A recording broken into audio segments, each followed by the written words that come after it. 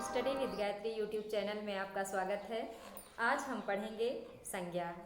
संज्ञा का शाब्दिक अर्थ होता है सम्यक ज्ञान कराने वाला। सम धन ज्ञान अर्थात सम्यक ज्ञान कराने वाला। अतः किसी भी वस्तु, व्यक्ति, गुण, भाव, स्थिति का परिचय कराने वाले शब्द को संज्ञा कहते हैं। संज्ञा का दूसरा पर्याय होता है नाम। अतः किसी भी व्यक्ति, वस्तु, स्थान या गुण के नाम को संज्ञा कहा जाता है। आसान ट्रिक से हम समझेंगे कि संज्ञा उसे कहते हैं जिसका नाम, जो भी चीज़ें हमें दिखाई दे रही हैं उनका कुछ भी नाम होता है। अगर किसी भी वस्तु, स्थान का नाम है तो उसे हम संज्ञा कहेंगे। आइए संज्ञा की भेद देखते हैं। संज्ञा के 5 भेद होते हैं।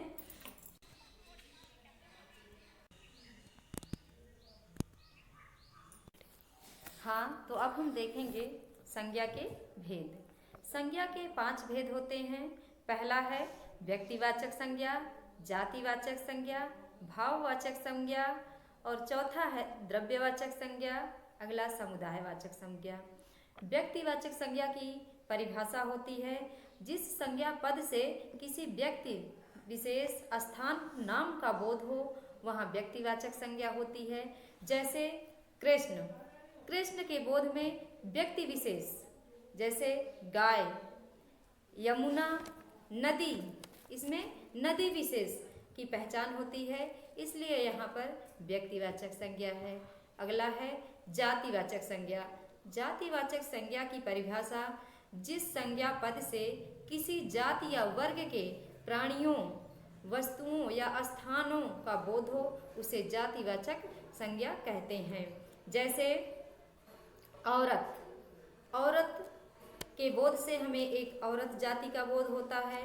शहर, जैसे स्थान में शहर, गांव, नदी, बाजार, छत, मैदान आदि, इसमें जातिवाचक संज्ञा का बोध हो रहा है। जैसे प्राणियों में कौवा, हिरण, शेर, महिला, मछली आदि, इन सभी में जातिवाचक संज्ञा का बोध होता है। अगला है भाववाचक संज्ञा।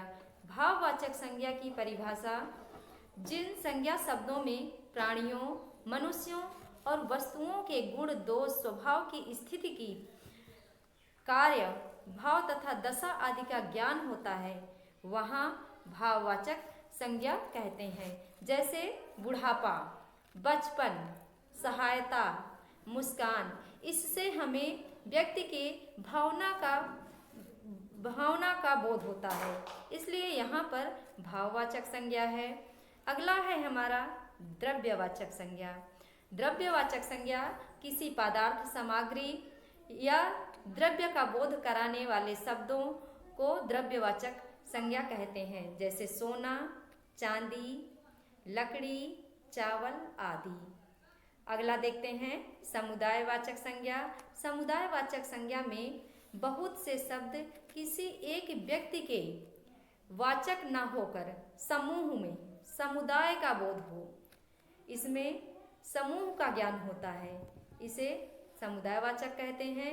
जैसे पुलिस, कक्षा, परिवार, सेवा, सभा आदि, इसमें क्या है समूह का बोध हो रहा है, इसलिए यहाँ समुदायवाचक संज्ञा है। तो मैंने आप लोगों को संज्ञा पढ़ाया है।